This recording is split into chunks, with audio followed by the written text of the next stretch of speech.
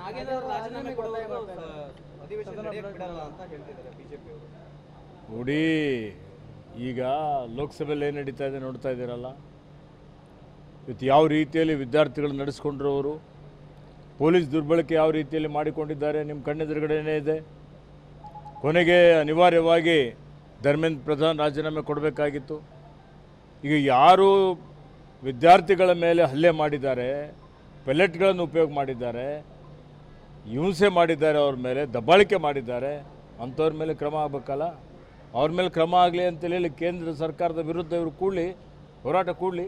ಈಗ ರಾಜೀನಾಮೆ ಕೊಟ್ಟಿದ್ದಾರೆ ಸರ್ ಅವರು. ಈಗ ನಾಗೇಂದ್ರ ಅವರು ರಾಜೀನಾಮೆ ಕೇಳ್ತಿದ್ದಾರೆ. ಗೃಹ ಸಚಿವರು ಹೇಳಿದೆ ನಾನು, ಕೇಂದ್ರದ ಗೃಹ ಸಚಿವರು ಇದರ ನೇರ ಹೊಣೆ ಹೊತ್ತಬೇಕು ಅಂತೇಳಿ ಕಾಂಗ್ರೆಸ್ ಪಕ್ಷ ಒತ್ತಾಯ ಮಾಡ್ತಾ ಇದೆ.